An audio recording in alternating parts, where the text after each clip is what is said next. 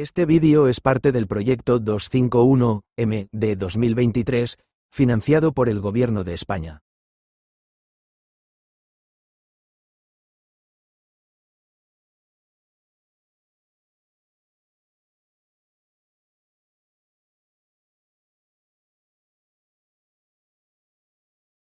Bueno, yo soy Javier Fajardo Sánchez, nací en el 1947, tengo ahora 77 años, que no es moco de pavo. Aunque yo nací en Jimena de la Frontera, porque mi madre era de allí y fue a parirme allí, pero yo he vivido de niño y hasta los 16 años en Algeciras. Mi padre era militar allí en Algeciras y yo pues viví con ellos allí. Allí hice yo el bachiller. A los 16 años hice yo el bachiller de ciencias. Y luego ya pues cambié de vida. Mi padre pensaba que yo iba a ser militar, pero yo no me atraía en absoluto la vida de militar. Y además yo había tenido una experiencia muy interesante en la parroquia con un chaval, Daniel Estepa se llama, que vivía allí en la casa del cura y que inició dos grupos. Yo estuve en uno de juvenil, que se llamaba la JIC, Juventud Independiente Católica, y que trabajaba con el método de la revisión de vida, que para mí es una cosa genial y es muy educativa, que se trata de ver, juzgar y actuar. Es decir, que nos sentábamos allí los 7 o 8 chavales y chavalas que estábamos, y entonces alguien decía, pues el otro día pasó no sé qué, y al final elegíamos un hecho. Entonces, vamos a ver las consecuencias, las circunstancias que ocurrieron, ver todo lo que implicaba aquello. Juzgar, ¿qué opinión nos merece esto? Pues a mí me parece que no sé qué, que fulanito actuó muy correctamente, que menganito no es. ¿Qué hubiese hecho Jesús de Nazaret? Porque además nos regalaban un Nuevo Testamento. ¿Qué hubiese hecho Jesús de Nazaret en un sitio, en un momento como este? Pues hubiese hecho esto, hubiese hecho lo otro. Y después actuar. Bueno, y yo ante esto, ¿qué tengo que hacer? ¿Qué tengo que decir? Yo no puedo quedarme impasible, sino yo tengo también que tomar protagonismo y ver, juzgar y actuar. Es una manera que te enseña a mirar la vida de una manera distinta, que no se enseña en otros sitios, ¿no? Este es el método que después lo practicó mucho la JOC, Juventud Obrera Católica, y por eso la gente de la JOC promocionaron mucho en sindicatos y en partidos políticos, porque tenían una visión de las cosas y un compromiso y un interesante. Bueno, yo en ese grupo yo descubrí mi vocación, que yo podía hacer algo por los demás, que yo debía hacer algo por los demás. Y entonces pues lo que hice fue, en aquellos tiempos, era pues meterme en el seminario. Ya como vocación tardía, porque yo había terminado ya mi bachiller, cuando la mayoría de la gente que estaba en el seminario pues empezaban a estudiar desde primero, segundo, tercero, cuarto, y desde niños, ¿no? Los padres los metían a los niños en los seminarios para que pudiesen estudiar. Y después si llegaba cura bien, y si no, por lo menos tenían estudios, que ellos a lo mejor no se lo podían pagar. No era mi caso, pues mi padre era mi padre se jubiló de teniente coronel y era, bueno, la burguesía media alta en Algeciras, ¿no? Mis padres me podían pagar lo que fuera. Pero bueno, pues yo entré en el seminario junto con otra gente al mismo tiempo que yo, de mi quinta. Estudiaba un poco de latín y griego, un poco, y un poco, yo era de ciencia, yo no había estudiado latín y griego nada más que una asignatura, no sé, en quinto, en sexto, yo era más de matemática, de física, de química, pero un año de latín y griego, 2 años de filosofía, pero una filosofía antigua y una filosofía que, claro, el seminario, los profesores eran curas que sabían un poquito más que los demás, pero un poquito.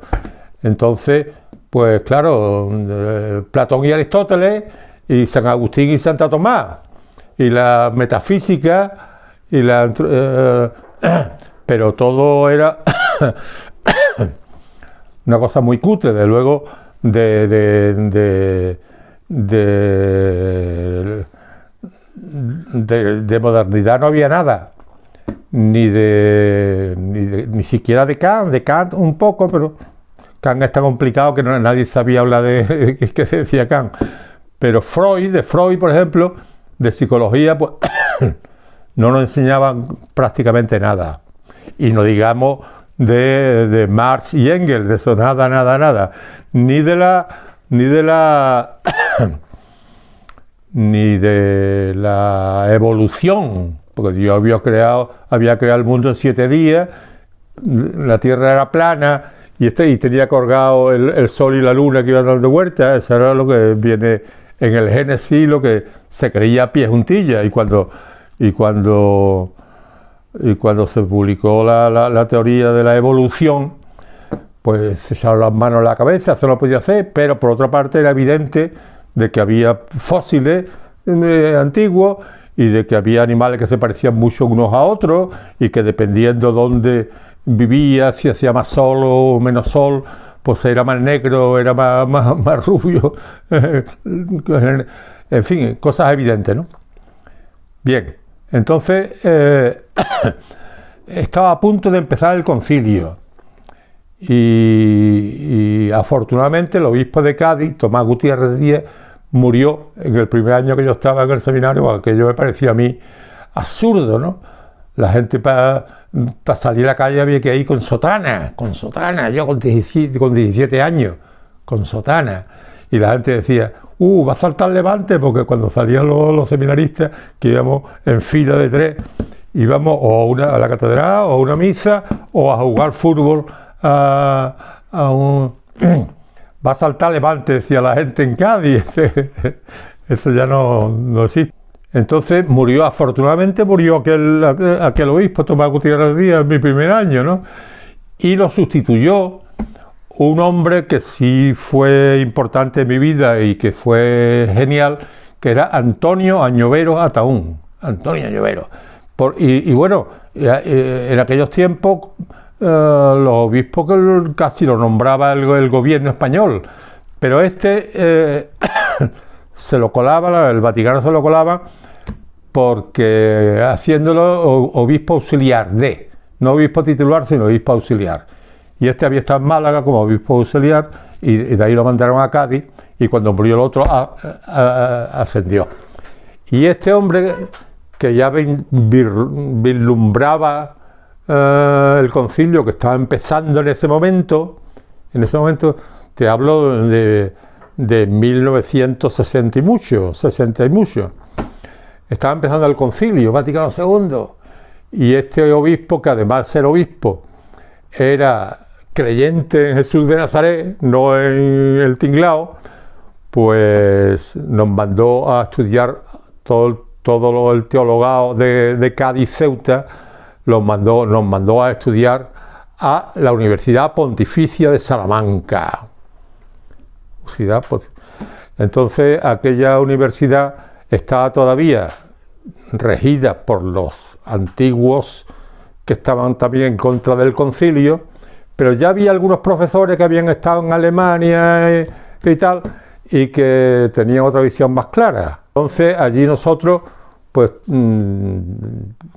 yo creo que bueno, tuvimos la intuición de que aquello tenía que cambiar, que el Concilio Vaticano II había sacado la Gaudium et Spes y había sacado diciendo que el mundo no es el demonio, no, el mundo, el demonio y la carne, que no era el pecado capital, sino que en el mundo había gente que, no siendo cristiana, pero tenía intuiciones, tenía esperanza y tenía ilusiones y tenía lucha por mejorar, ¿no?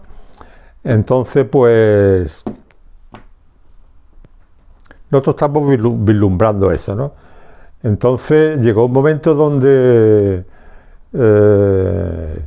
decidimos hacer una huelga y pedirle al Vaticano que cambiara al rector y una huelga en una universidad. Claro, nosotros estamos también influenciados por la Universidad Civil, que también hay en Salamanca, y que ya empezaba a hacer huelgas y manifestaciones y cosas de estas, ¿no? Y nosotros pues teníamos relación y amistades con otros estudiantes que no eran de la Ponti, de la Pontificia, aunque en la Ponti también había pedagogía y había psicología, y eran gente que no solamente eran gente que estudiaban pacura, como la teología, sino también había gente que estudiaba pedagogía o psicología o otras cosas. Entonces nosotros, influenciados por esa gente, hicimos una huelga, tuvimos una asamblea y decidimos no entrar en clase. Aquello fue una conmoción tremenda, ¿no? Yo estaba en el grupo que dirigía aquello, no sé por qué, pero a mí de joven el ramalazo de ser útil y de tal me llevaba a hablar en la asamblea, compañeros, hay que no, y a empezar a utilizar pues el lenguaje de cómo se habla a grupos de gente. Que hemos ido nosotros a conferencias y a salas y cosas estas, y a lo mejor un profesor de universidad le está hablando y hay 50 personas y habla, no se oye, pero ni matiza, ni vocaliza, ni gestualiza, ni nada. O sea que, pero a mí yo aprendí muy pronto que había que, compañero, había que gestualizar y había que darle énfasis a unas palabras más que a otras, ¿no? Para que el público lo captara, ¿no? Entonces hicimos la huelga, estuvimos 2 o 3 meses de huelga. Claro, yo recuerdo que había unos profesores, había 3 o 4 profesores que se reunían con nosotros en el bar. Yo creo que debería, y nos sugerían, yo creo que debería poner por escrito lo que queréis, ¿no? Que haya un cambio, que no sé qué, que el Concilio Vaticano II tiene que... y que lo distribuyáis, ¿no? Incluso que los mandéis al Vaticano. Mandaron al Vaticano por una huelga.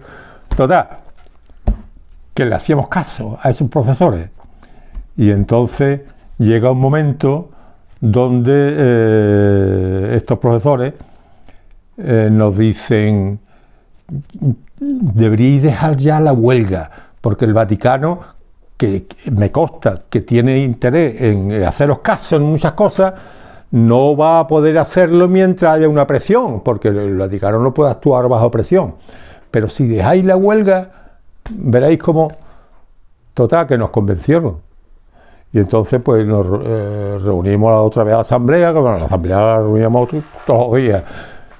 Y compañeros, hay que dejar la huelga porque el Vaticano parece que es sensible a lo que estamos diciendo. Total, que volvimos a la clase.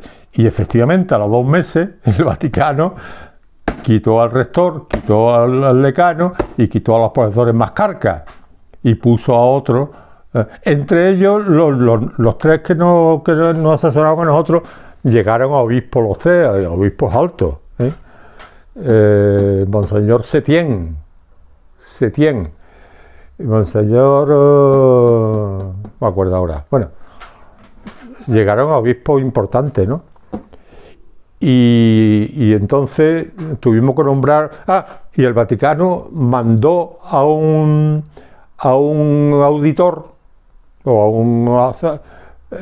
que era Monseñor Javierre, hermano de un periodista de aquí de Sevilla. Monseñor Javierre, hermano de este.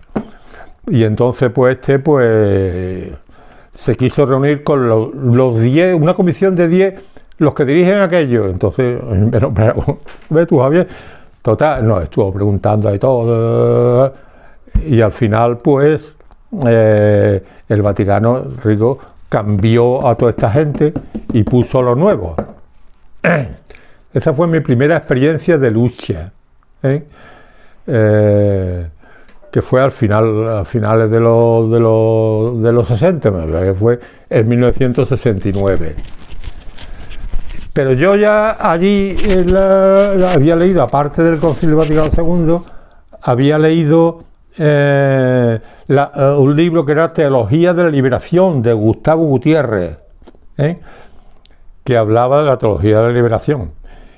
Y se estaba produciendo en aquellos tiempos la reunión de los obispos latinoamericanos en Puebla y en Medellín, que decía que la Iglesia tiene que optar por los pobres. Y también conocimos allí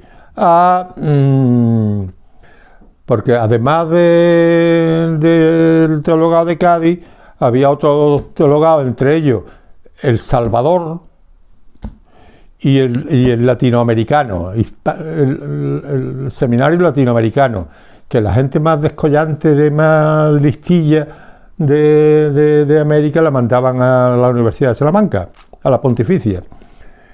Y El Salvador, que eran aquí, a mí aquello me había descubierto un mundo, porque yo todos los veranos me iba a trabajar, y trabajé en una fábrica en San Fernando un mes, en vía y obra en Cádiz, regando las calles y barriendo las calles de noche, toda la noche. Veíamos a las prostitutas salir a las 3 de la mañana, acompañadas por los chulos, y la vida nocturna. Y nosotros íbamos regando las calles y en vías y obras. Y después en la construcción también. En la construcción nos colocamos de peón de albañil. Imagínate tú, un estudiante que nunca había trabajado de peón. Para mí el pico y la pala, pero sobre todo el pico, que en sitios donde no podía entrar maquinaria, pues había que hacer la zaja a pico y pala. Y entonces había una cuadrilla, yo recuerdo una cuadrilla, a mí me pusieron una cuadrilla de Vejer, y pintaban 1 metro, y había que profundizar otro metro. Entonces, a la hora de estar trabajando, todos habían profundizado el metro y habían avanzado 2 metros, y yo había profundizado esto. Entonces el encargado me dijo: chiquillo, pero tú no has trabajado nunca. Digo, yo soy estudiante, yo hago esto para ganarme dinero, para después poder estudiar, para que mi padre no tenga que... Total, que me cambiaron y me pusieron de ayudante de encofrador. Tráeme una tabla del Pañol, tráeme... Y yo le ayudaba al encofrador, que era un trabajo mucho más aliviado que el pico y pala. Para mí el pico ya me dice que es un pico y me echo a temblar. Entonces, pues, también había trabajado en la construcción.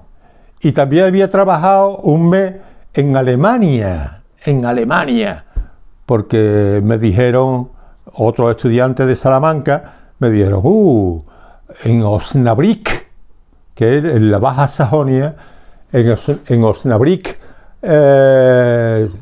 te cogen enseguida a trabajar, y allí el marco me parece que valía 28 euros, 28 pesetas. Entonces, pues, 20, total, que yo fui a trabajar a Osnabrück y me cogieron enseguida, porque ya estaban las vacaciones, ya los trabajadores tenían vacaciones, y los españoles, turcos, yugoslavos, cada uno se iba a su país, un mes de vacaciones, y los españoles también, y los alemanes, pues ya la fábrica, que era la Klerner-Werke Georgie-Marienwerke, que eran hornos de fundición de acero. Entonces aquello no se podía parar.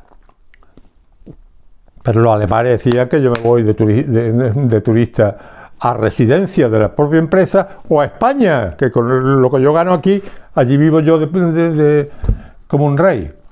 Y entonces era bienvenido muchos estudiantes alemanes incluso, iban en verano allí a trabajar, y españoles, los que nos dijeron, ¿no? y te daban trabajo allí, y te ponían de auxiliar a trabajar en un horno de aquello, fundición de acero, que el horno de fundición de acero es una cosa muy, bueno, muy curiosa para el que no la ha visto nunca. Yo nunca la había visto. Que es un cilindro de unos 6 o 7 metros de altura y unos 8 o 10 de diámetro, que tiene arriba una tapadera. La tapadera se quita, meten viruta de hierro y mineral de hierro, y lo tapan, pero con unos electrodos gigantescos de 4 o 5 metros, y ahora salta el arco voltaico, y el arco voltaico salta a 2000 o 3000 grados de temperatura, y dentro se va fundiendo todo, se hace líquido, ¿eh? Y después, claro, los trabajos no voy a especificar, pero era curioso ver aquello. De vez en cuando había que cambiar los ladrillos refractarios de dentro. Entonces los alemanes se quitan de en medio y ahí íbamos cuadrillas de pringados españoles, yugoslavos, turcos, pues ahí hacía una temperatura 50 o 60 grados. Total, que yo había trabajado en Alemania. Entonces yo había conocido a la clase obrera, tanto en España como los que habían emigrado a Alemania. Y entonces yo había descubierto que el mundo no era como el que yo había vivido de joven con mis padres y con la burguesía media, ¿no? Sino que en el mundo había gente que apenas ganaba para vivir, que había gente que se tenía que ir al extranjero para poder alimentar a su familia y tal, y que ya empezaba, pero muy poco, la lucha, ¿no? Pero muy poco, en esa época. Total, que yo ya había descubierto la clase obrera, la teología de la liberación, y también habíamos porque era un grupo de 3 o 4 personas, habíamos descubierto también a los curas obreros franceses, que había curas en Francia que en vez de estar en una parroquia estaban trabajando como obreros. Y entonces ahí nació mi vocación de cura obrero. Y entonces yo también, cuando terminé la teología, pues me vine y ahora entro en mi otra faceta, que es que yo vine en el 71, terminé los estudios en julio del 71, y en octubre me vine a Puerto Real, porque aquí había el astillero, el dique, esto se llamaba el dique, y aquí pues hacían barcos grandes, y hacía falta mano de obra preparada, cualificada, ¿eh? Yo no estaba cualificado, pero pude entrar de una manera fácil con un oficial que sí sabía, y yo iba como ayudante de él, porque aquí se estaban haciendo unos petroleros enormes, pues claro, ya no, perdón, en aquellos tiempos todavía no estaba el dique grande, estaba el astillero viejo, el astillero antiguo que ahora podré comentar también algo, yo creo que interesante, le puede interesar a la gente también. Entonces yo empecé a trabajar ahí, haciendo, en aquellos tiempos hacíamos 3 petroleros, el Rumaila, Kirkuk y Ararat, que después he leído yo que eran los 3 sitios donde había otros pozos petrolíferos más grandes en Irak, el Rumaila, el Ararat y el Kirkuk. Y entonces yo empecé a trabajar ahí, y ahí, bueno, iba a decir que interesante el astillero antiguo. Claro, los barcos había que botarlos en una grada, había que botarlos así y dejarlos resbalar para entrar en el agua, que después en el nuevo es un dique que entra agua, el barco se queda flotando, abre las puertas y sale, ¿no? Pero en aquellos tiempos era con gradas, en gradas. Entonces, ese astillero antiguo, pues la había creado el Marqués de Comillas, Antonio López Marqués de Comillas, que este era un señor que había ido a Cuba y él era negrero, él se dedicaba a llevar a negros de África a Cuba y a Brasil y a América. Entonces este hombre venía y tenía varias flotas de barcos, también hacía el correo entre América y España. Entonces él venía aquí a reparar a la carraca, ¿eh? A la carraca, pero la carraca era una cosa militar. Entonces sus barcos no tenían preferencias, sino los militares se le colaban y perdía mucho tiempo. Y entonces pensó, oye, pues me voy a hacer yo había ayudas en aquellos tiempos, me voy a hacer yo un astillero. Hizo el astillero de Puerto Real, ¿eh? Que al no tener dique, pues aquello fue fácilmente la grada y un llano y unos talleres para montar los bloques. Total, el Marqués de Comillas, que por cierto, y esto ocurrió mucho después, años después, estando yo en el Consejo de Administración de Astilleros Españoles en Madrid, pues a mí aquí un perito, que fue el primer perito que se había apuntado a Comisión Obrera, Rafael Martín Campuzano, pues me dijo, ya se había construido el astillero nuevo y aquello estaba en desuso ahí arruinándose, ¿no? Y entonces me dijo, aquello se podía convertir en un museo, ¿eh? Porque había cambiado también el presidente del Consejo de Administración de Astilleros y en vez de un ingeniero naval habían puesto un ingeniero de caminos, canales y puertos. Y este hombre le dijo, hay un sitio estupendo, eso podía ser el mejor museo industrial de España. Hay que ver la cantidad de cosas que hay, barcos antiguos ahí aparcados, maquinaria, claro, el Marqués de Comillas había tenido aquí maquinaria inglesa, que era lo que había cuando construyó el astillero. Y había maquinaria antigua y grúas antiguas, hay de todo. Dice, pero claro, me decía Rafael Martín Campuzano que le había dicho el presidente una vez que fue a Madrid, pero en Puerto Real dicen que no, que allí no se puede hacer nada porque aquello es un sitio de trabajo y que allí no pueden entrar y salir gente para el museo, que aquello puede haber un accidente y que no, que aquello pero tú plantealo en el Consejo de Administración. Yo estaba en el Consejo de Administración, plantealo en el Consejo de Administración y busca alguna solución y tú di que los trabajadores están de acuerdo con que allí se haga un museo.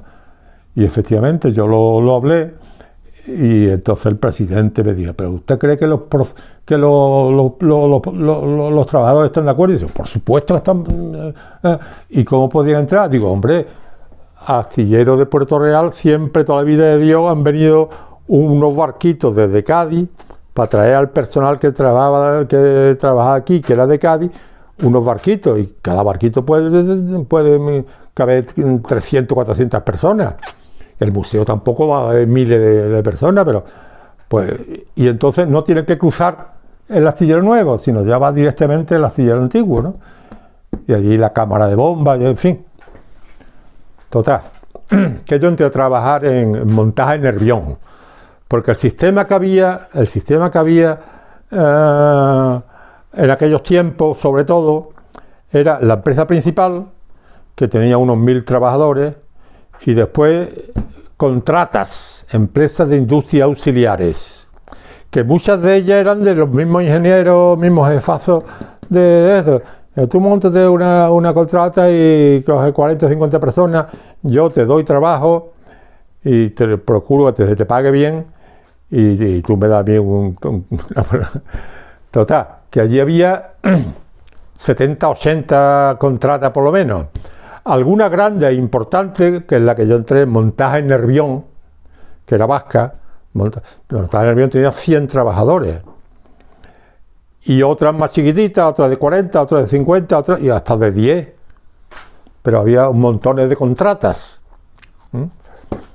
Y tú di que tú sabes trabajar, tú no pongas pega, porque hace falta, en las contratas hace falta siempre gente, no hay que nada cuánto.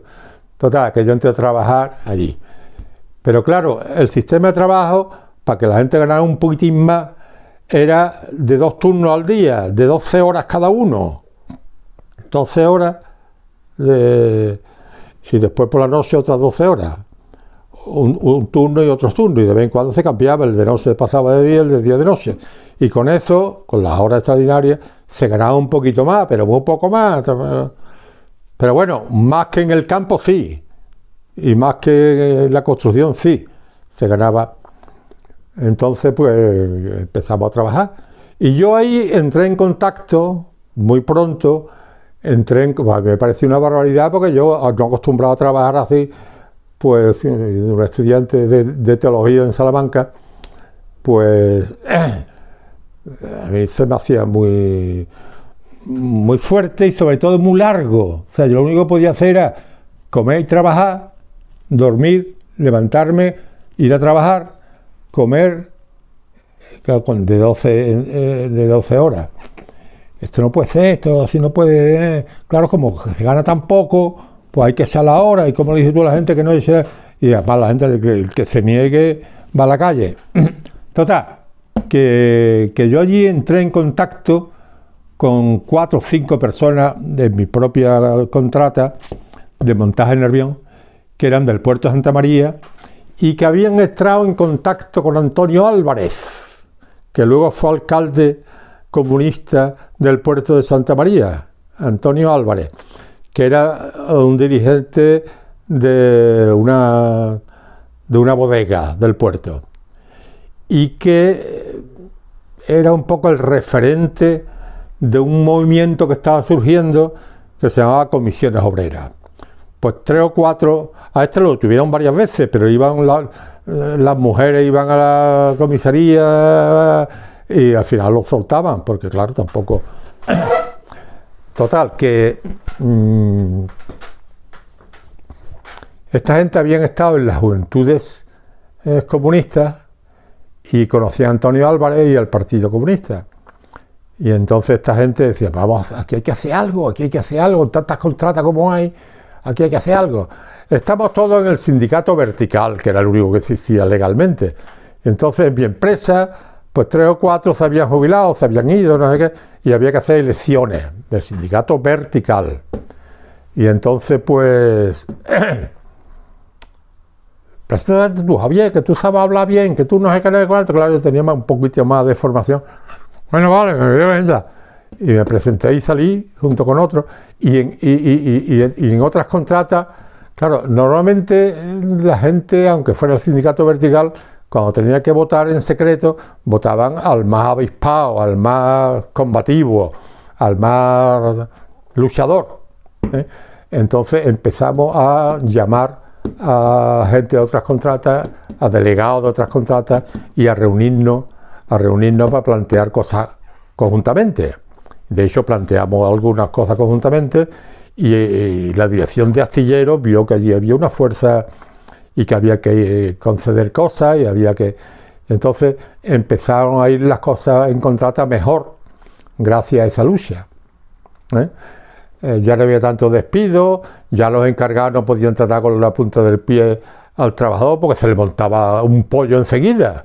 Y nosotros lo que hacíamos era convocar asambleas. Todo el mundo a la cabecera del dique. Venga, una asamblea, que vamos a hablar.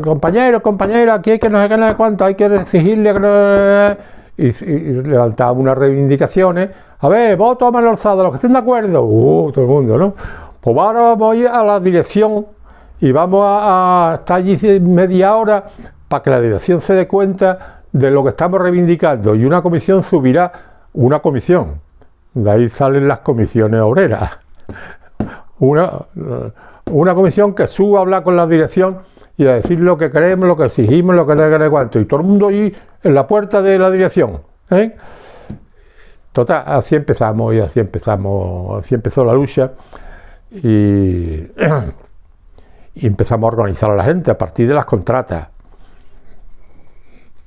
Después, bueno, de hecho a mí, bueno, después ya nos declaramos como un movimiento que se llama Comisiones Obreras. Y empezamos relacionando con la gente del puerto, con la gente de Cádiz. Siempre había núcleos que estaban surgiendo en todas partes.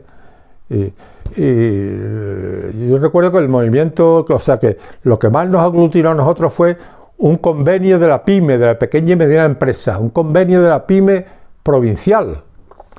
Y entonces, pues nosotros nombramos también a nuestra gente, y a mí me eligieron, la gente de comisiones. Ahí vota fulanito que es de comisiones, vengarito que es de comisiones. Y entonces la comisión negociadora era prácticamente comisiones obreras, todo. Y entonces íbamos a Cádiz a negociar y llevábamos una plataforma de 10 puntos fuertes. Estábamos dispuestos, la gente nos decía, bueno, pero si conseguimos 7 o 8 puntos de esto hay que firmar. Total, que allí organizamos nosotros una manifestación, cuando el tema estaba casi a punto de romperse, porque los empresarios eran muy reaccionarios, decían que ni hablar, como vamos a conceder esto y esto y esto y esto, ¿no? Ni hablar. Y entonces, pues, cuando estaba a punto de romperse, convocamos a la gente a que fuese a la puerta del sindicato, lo que están, tú sabes dónde es, delante de Puerta Tierra. Y allí nos concentramos y nosotros nos sorprendimos porque había miles de personas. En el salón de actos de abajo, a rebosar, ya no se cabía nadie, y otra mucha gente fuera. Claro, la policía desconcertada, pues ya no sabía qué hacer, estaba en la puerta, pero claro, señores, no provoca a nadie, no contestar, no, ustedes esperad. Y subimos a negociar otra vez, esto es lo que hay, y ahí está la gente. Y si ustedes no quieren ceder, pues a ver qué va a pasar. Y entonces, por lo visto, el gobernador, después nos enteramos después, cuando yo escribí el libro de las comisiones obreras, nos enteramos cuando se desclasificaron las cosas. Pues nos enteramos de que el gobernador civil dijo, ¿esto qué es? Aquí me van a formar un follón y todos los trabajadores unidos, no sé qué, no sé cuánto. Y entonces mandó recado a la mesa negociadora empresarial de que tenían que ceder, pero ustedes ¿qué os creéis? Que el mundo está cambiando, hay que ceder en esto y en esto. Total, que cedieron en 7 cosas. De los 10 puntos que llevábamos, en 7 cedieron. Y nosotros, viendo que aquello iba, pues fuimos a hablar con la gente en 2 asambleas, una dentro y otra fuera, y sugerimos a alguien de los nuestros, tenía que decir, no, y además ese punto también tiene que dar por lo menos la mitad de lo que hemos pedimos. Y subimos arriba y dijimos, sí, aceptamos si además nos dais, porque eso es lo que ha dicho la asamblea, y si no, y al final firmamos el convenio con esa cláusula, que ello también para comisiones fue una cosa importante, porque la gente se dio cuenta de que aquello era útil y que aquello servía para algo, y que los empresarios tenían que ceder cuando los trabajadores iban unidos y tal, ¿no? Bien, ese es el montaje primero de comisiones obreras y tal. A mí Comisión Obrera me nombró miembro del Consejo en aquellos tiempos, ya muerto o al final de la vida del dictador, pues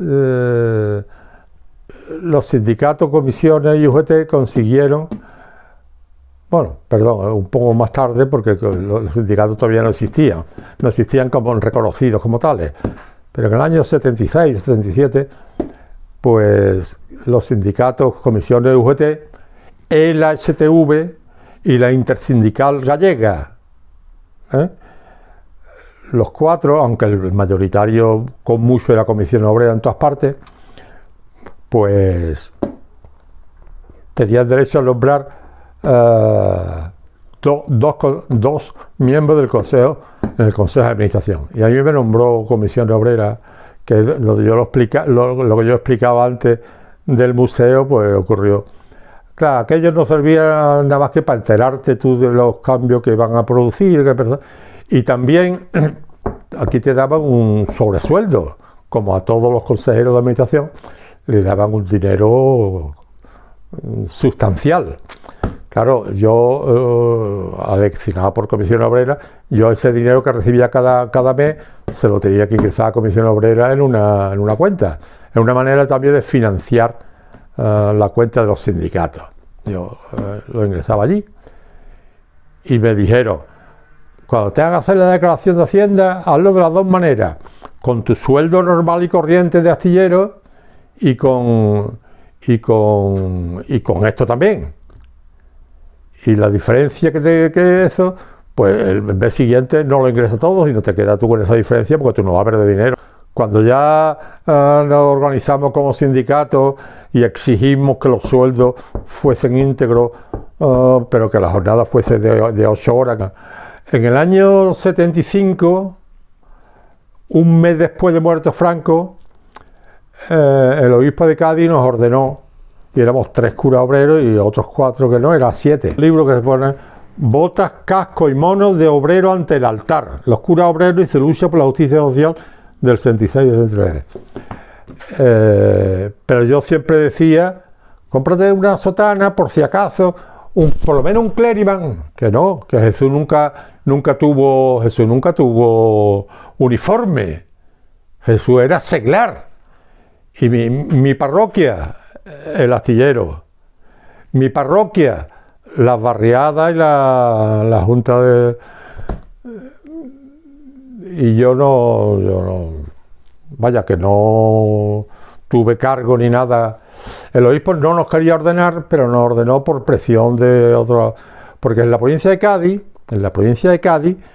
que había 100 y poco de curas y 40 y tanto por ahí de sacerdotes, de jesuitas, de órdenes religiosas, pues llegamos a estar más de 21 curas obreros, 21, cual ya era una cantidad sustancial, ¿no?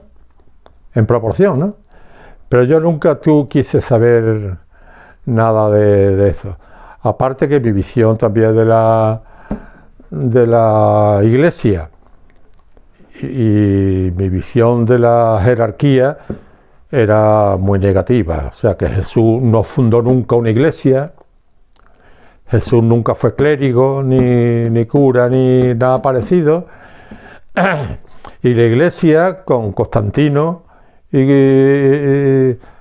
pues se había convertido en un órgano de poder importantísimo, que nombraba y desnombraba después de la Edad Media a reyes y cosas estas. O sea, una cosa, un poder absoluto y un poder religioso, porque claro, los curas aconsejaban a las personas, y una viuda que se fuera a morir decía: bueno, y tu dinerito dáselo a la parroquia tal. O sea, la iglesia tenía una riqueza, tenía y tiene, vaya, una riqueza tremenda, una riqueza fuerte. Entonces yo estaba en contra de esa iglesia.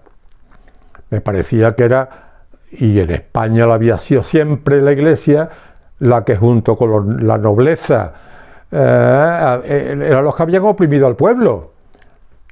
Y entonces el pueblo estaba en contra, y claro, yo estaba con la gente de comisiones y con la gente del Partido Comunista, y yo estaba en contra de la iglesia.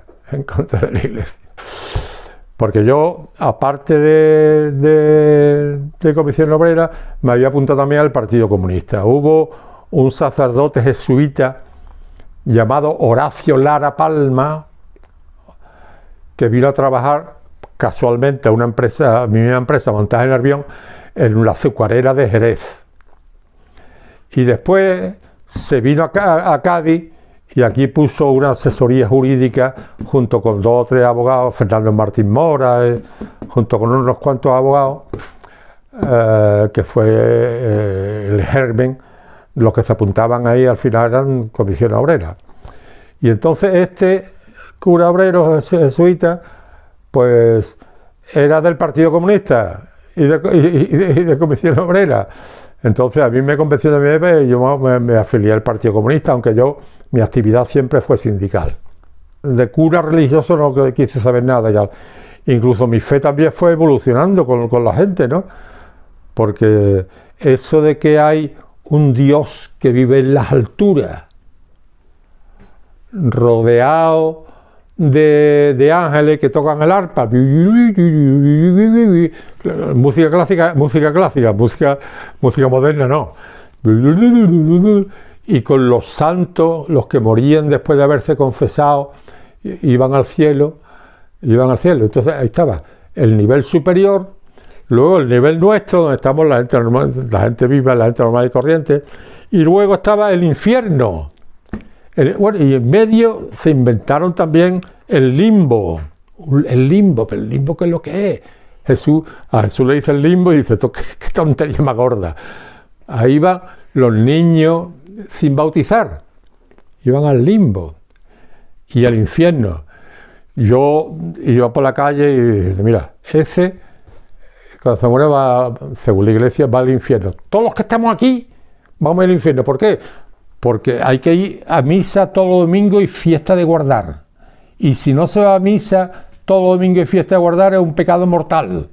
Y si te mueres sin haberte confesado, vas al infierno. Digo, toda esta gente va al infierno, según la teología. Pero ¿qué Dios es este?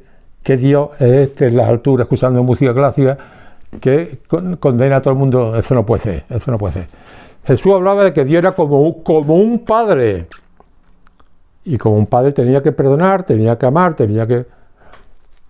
Entonces yo, pues no creía en esa divinidad. Y tampoco en los sacramentos. En esas cosas yo no podía creer, lógicamente. Fíjate el sacramento de la penitencia. Lo que decía, y no sé si dice todavía, porque yo hace años que no, que para confesarte tiene que hacer examen de conciencia, dolor de corazón, propósito de la enmienda, decir los pecados al confesor y cumplir la penitencia.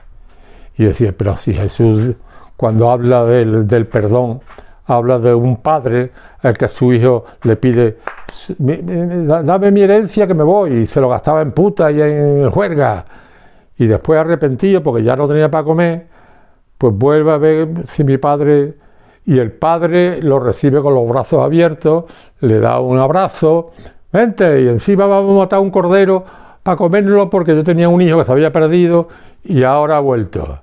Dice, ¿qué ves, Jesús? Como habla de que Dios te perdona y no necesita ni dolor de corazón, ni propósito de la enmienda, ni mucho menos decir los pecados al confesor, ni cumplir ninguna penitencia, sino ya está, Dios es perdón. El perdón es una cosa, total, que mi visión de la iglesia y de los sacramentos y esto era muy negativa. Entonces, pues... La otra cosa que yo puedo recordar de aquellos tiempos fue que cuando el PSOE accedió al poder en el año 82, ¿verdad que fue? ¿82? Sí, en el año 82. Pero antes con UCD se planteó que para entrar los astilleros entraron en crisis. Entraron en una crisis fuerte. ¿Por qué? Por 2 motivos. Uno, el cierre del canal de Suez. La guerra árabe-israelí, Egipto-Israel, hizo que el canal de Suez pues hubiese barcos allí hundidos y que no podían pasar y tal. Entonces aquello y por otra parte aquello también el comercio bajó muchísimo en todo el mundo y por otra parte Corea del Sur se hizo astillero porque vio que era un negocio bueno, que promocionaba muchos puestos de trabajo y tal, y que además pues se vendían los barcos bien, y empezaron a hacer los barcos fáciles, los petroleros, y claro, la competencia de esa gente con sueldos muy bajos con respecto a los nuestros, que ya habían ido subiendo gracias a Comisión Obrera, entre otros, habían ido subiendo nuestros sueldos, pues hacía que hubo una crisis enorme. Entonces el gobierno tampoco podía subvencionar a los astilleros como hasta entonces. Entonces pues decidieron hacer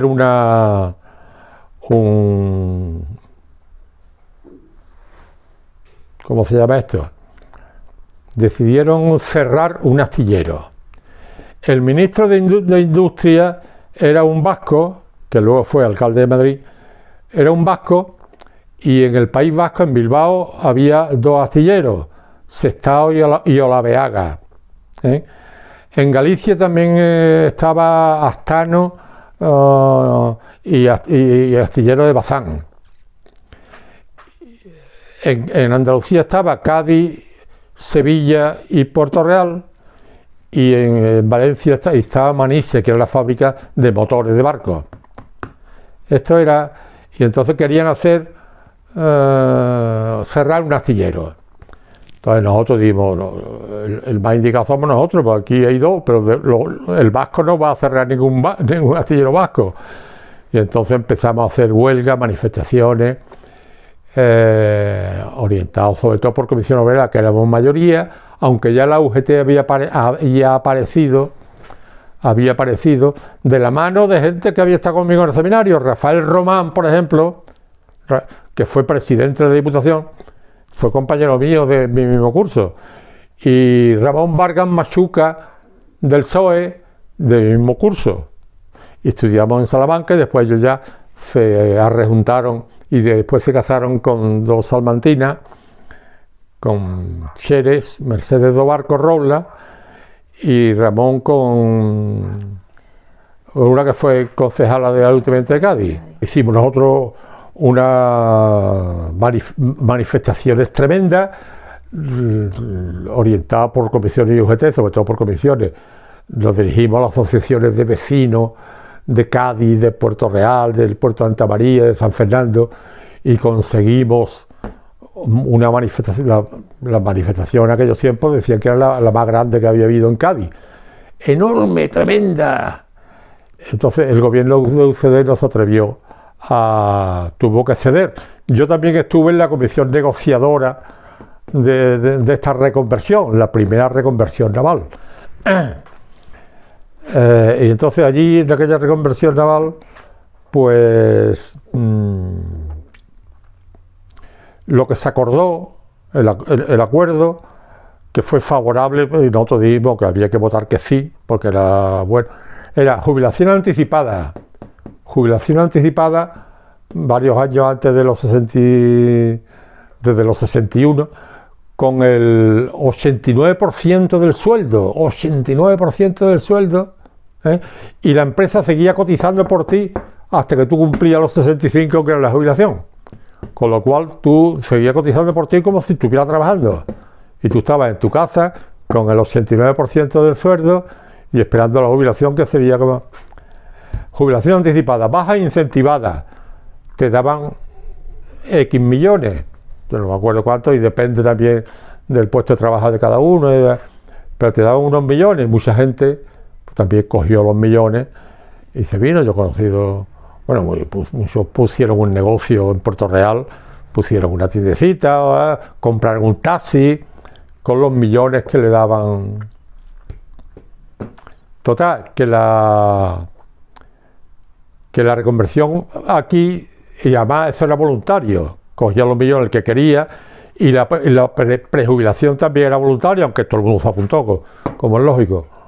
Pues con eso conseguimos que la gente votara a favor aquí y en todos los astilleros. Yo tuve que ir también a algún astillero a defender la cosa, porque en Sevilla no cabía un sitio, pero en Cádiz, por ejemplo, tuve yo también que defender, porque el de Cádiz no se atrevía a hablar. Tú, Javier, que habla mejor. Total, en todas partes salió que sí, aquella prejubilación, aquella reconversión naval. Pero en el 82, lo que iba a decir, en el 82 ganó el PSOE, otra vez.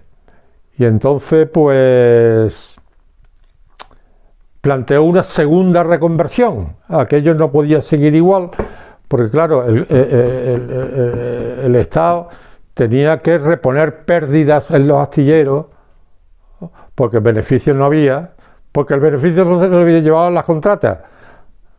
Bueno, ahora se me ha olvidado también decir que una de las luchas más importantes de Comisión Obrera fue la integración en la plantilla fija de los trabajadores de contrata, y conseguimos que 1.500 trabajadores se integraran en la plantilla fija. Aunque no todos, porque lo de limpieza y lo de transporte no se integraron, porque nos integramos todos los que éramos de gremios básicos, es decir, aquellos gremios que astilleros tenían en plantilla, pero que además el trabajo gordo lo hacían la gente de contrata. Pues toda esa gente nos integramos. Total, que los beneficios, que no eran prácticamente ninguno ya en aquellos tiempos, pues el gobierno tenía cada año que reponerlos. Pero al entrar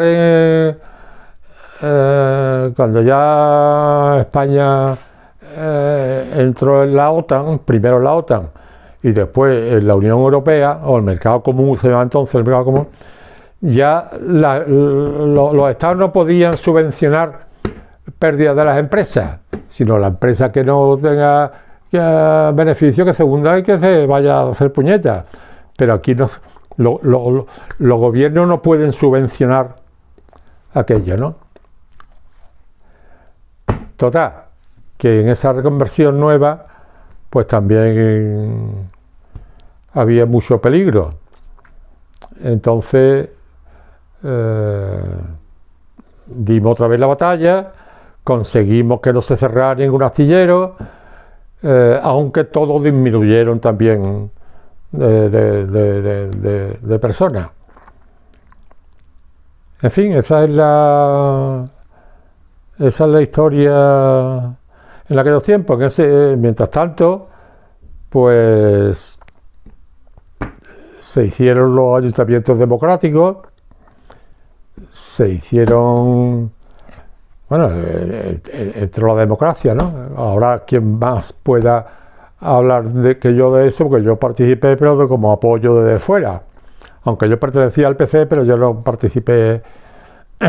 Pero bueno, en la entrevista que podáis hacer, habrá gente que participe mucho más en la vida política, yo en la vida sindical y en la vida religiosa. Bueno, se me ha olvidado decir de las comunidades de base, que eso ya existía en Latinoamérica y la importamos aquí. Coordinación también, y nos reuníamos, y nos reunimos todavía cada año, las comunidades cristianas populares de Andalucía, y que por desgracia van quedando cada vez menos. Por semejanza con Latinoamérica, pues mucha gente que no íbamos a las parroquias, ya la gente empezó a dejar de ir a las parroquias, y entonces nos reuníamos en grupo, y a lo mejor decía misa en el campo, en unos pinares, nos reuníamos allí, y yo allí celebraba, yo repartía la comunión, y allí hablábamos de Jesús de Nazaret y de cosas estas, ¿no? Entonces eso fue creando comunidades cristianas populares, que después se fueron poniendo una con la otra de acuerdo, y se fueron hasta que ya en toda Andalucía. Entonces nos reuníamos y nos reunimos una vez al año para intercambiar cómo van las comunidades, qué cosas están haciendo. Casi toda la orientación era implicarse en la lucha popular, en las luchas populares que hubiera en cada sitio, ¿no? No crear una cosa nueva, sino integrarnos en lo que ya había. Un año es intercambio de experiencia y otro año es teología popular, teología que traíamos a un teólogo, los que más modernos y tal, y entonces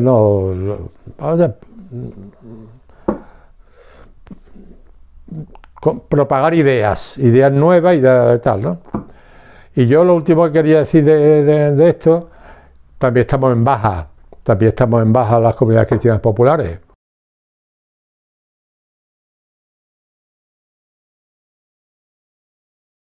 Juan Cejudo, por ejemplo, queda vivo Juan Cejudo, que es un dirigente de movimientos populares en Cádiz.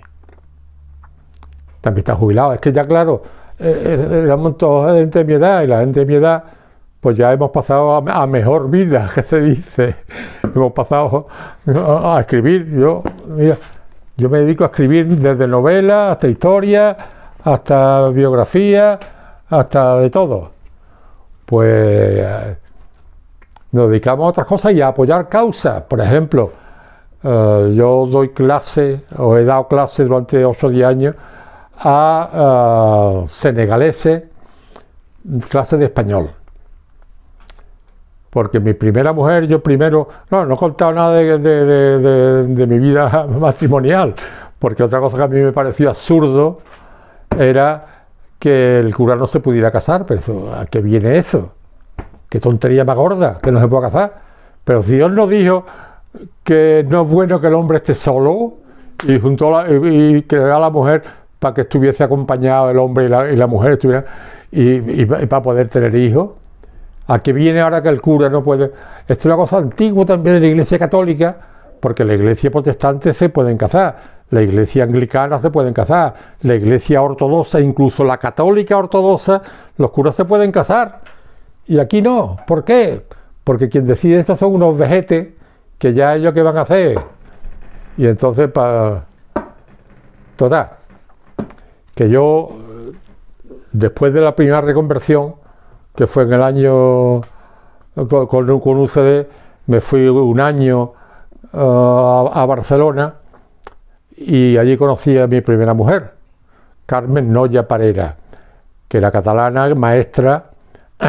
Entonces ella se vino aquí, lógicamente, claro, y entonces aquí tuvimos los 2 hijos que tenemos. Y ella, claro, cuando alguien me decía, es que los curas que se casa sea burguesa, mi mujer es más evangélica, más fiel y más desprendida y más generosa que yo 40 veces, que yo y que tú y que tú y que tú. ¿No? Entonces mi mujer era cristiana, pero cristiana también, claro, conocía mucho Latinoamérica y Chile, y total,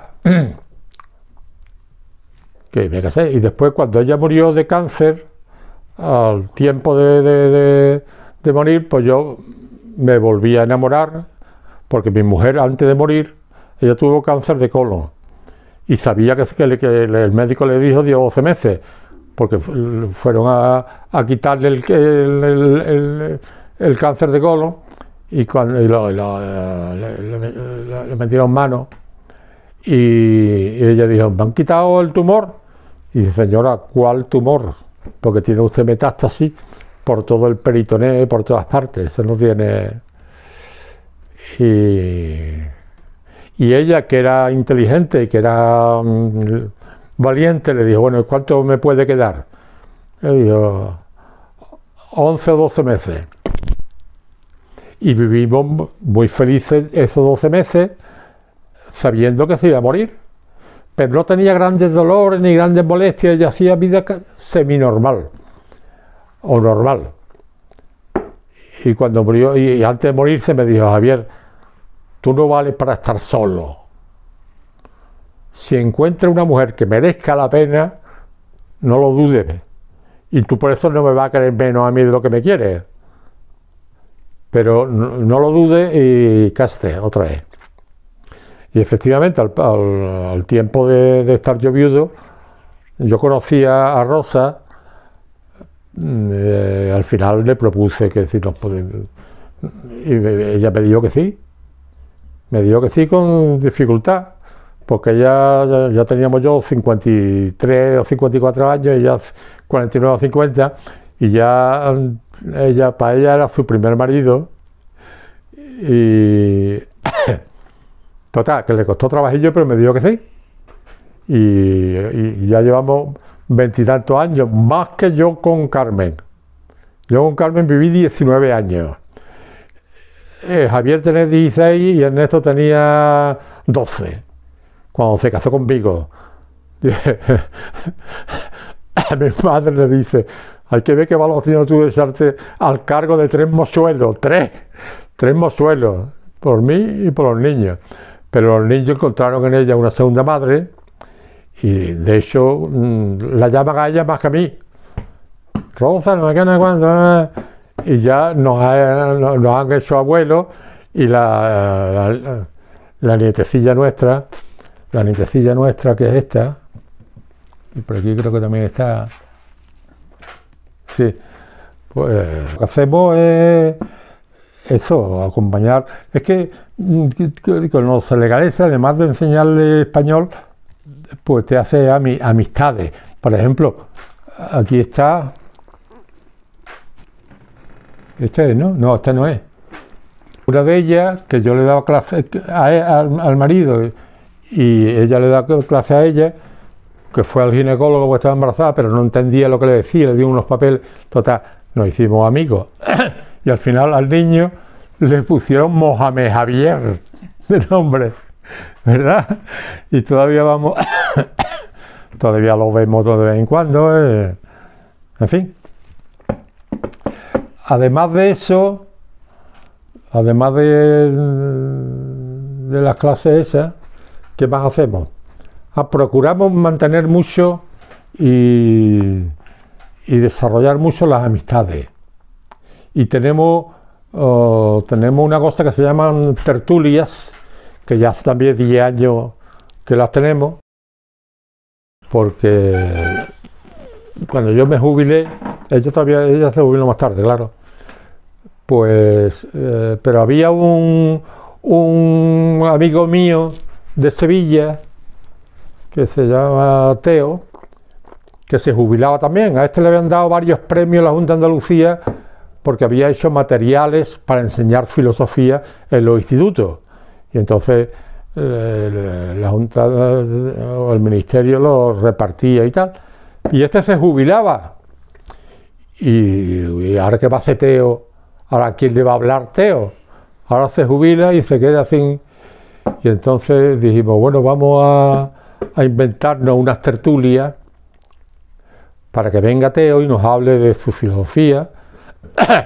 Y todos los que estemos allí, cada uno una vez al mes, pues que pueda hablar de lo que él más sabe, de lo que él más le gusta, dependiendo de su oficio o de sus aficiones, ¿eh?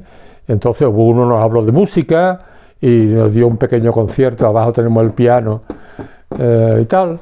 Otro, pues, unas mujeres que trabajaban en Cáritas y atendían a gente que están en la calle y a transeúntes, pues entonces nos explicaron lo que hacían, en fin, eso también es una ciencia y también y otro porque le gustaban mucho las pinturas rupestres y había hecho pinturas rupestres por toda la provincia de Cádiz, pues tenía fotos y pues nos enseñaba las pinturas rupestres de la provincia de Cádiz, que si las altas con los barcos más antiguos que se conocen en Jimena, en fin. que cada uno otro era fisioterapeuta y nos explicaba su profesión, cada uno nos hablaba así estuvimos 10 años, así estamos desde hace 10 años. La última que tuvimos el jueves pasado, el viernes pasado, era el conflicto judío-palestino.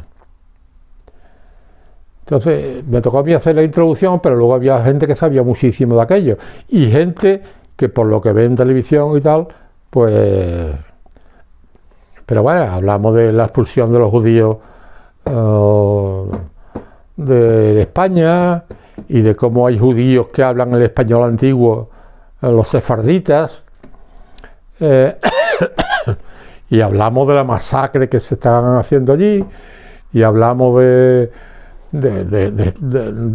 Trump, hablamos un montón, el imbécil que está haciendo barbaridades y que, bueno, en fin, que hablamos de todos esos temas.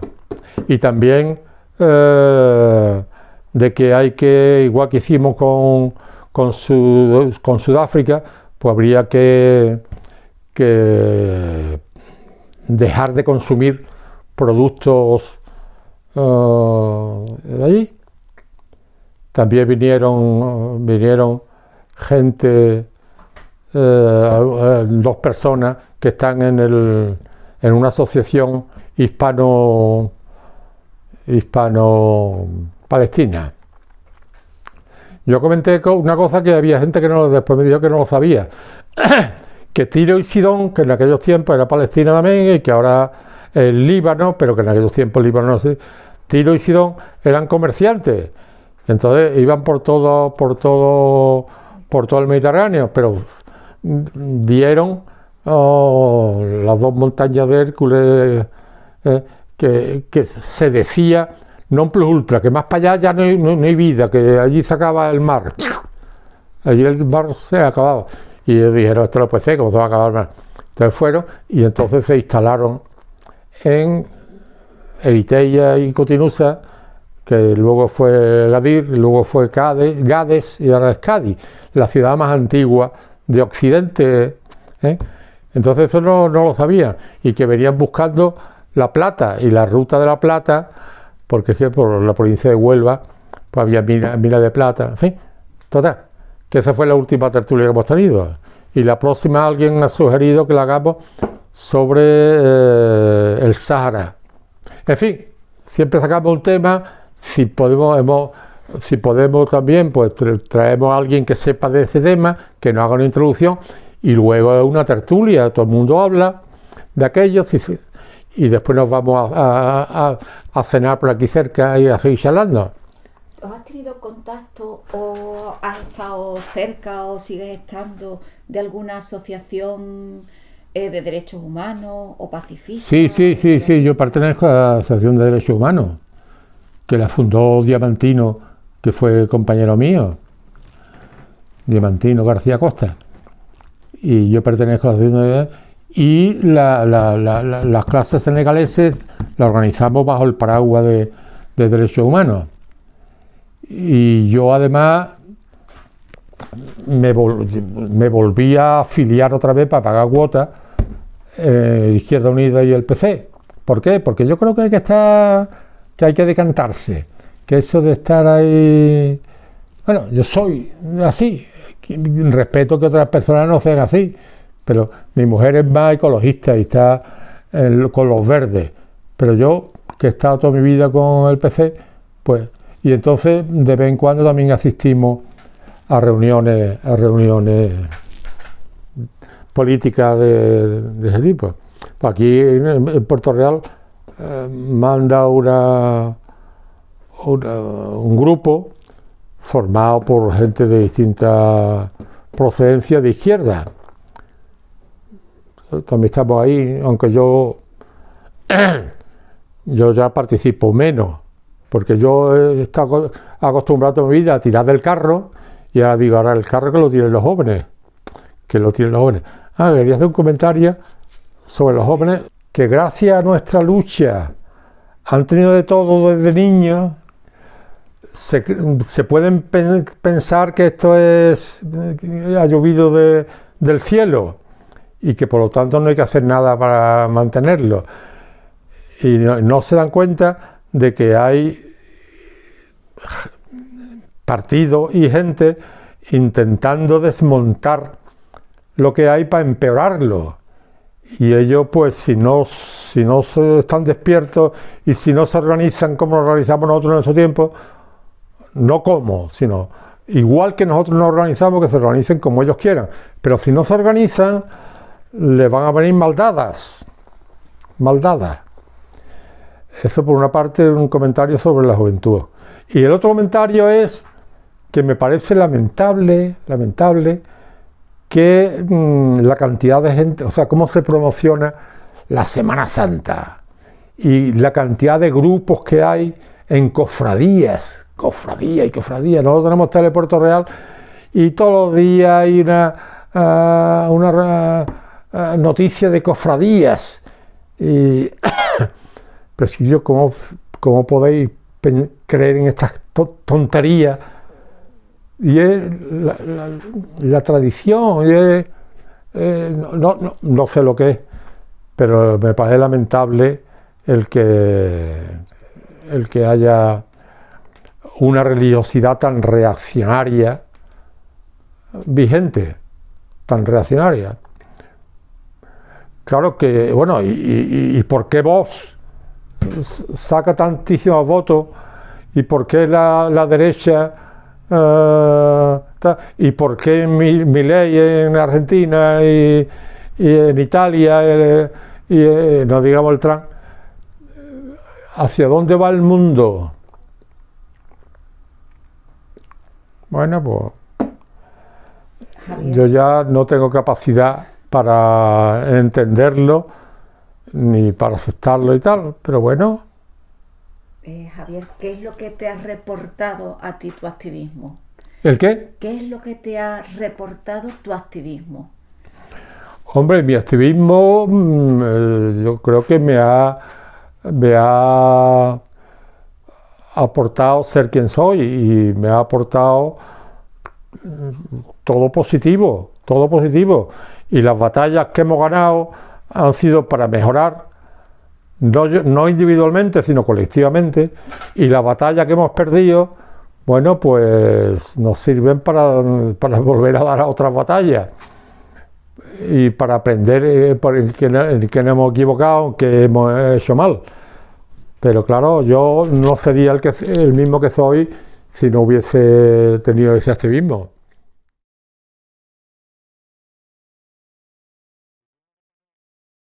Mejores gente que yo he encontrado en mi vida son sindicalistas, a título individual, a título personal. Son gente maravillosa, gente que han peleado y que han combatido en bien de los demás, sin procurar ellos ascender, porque hay mucha gente que lo que hacen es intentar ascender él y dar codazos y arrimarme al que más manda. Pues sindicalistas y cristianos de base, y de luego mis dos mujeres son los que me han ayudado más. Estoy contento de eso. Entonces mi vida ha sido muy feliz y muy plena. ¿Qué me quedan? ¿5 años, 10 años, 15 años, 20 años? Hay que ser optimista, ¿eh? No, el otro día mi hijo me mandó una entrevista de una mujer con 93 años, pero con una lucidez y con una alegría y con una tal, que digo, yo quiero ser como esa, yo quiero ser feliz, no quiero pensar que me voy a morir, pues claro que me voy a morir. Es que no hay nadie aquí con 3.000 años de edad, todo el mundo muere antes, ¿eh? Entonces,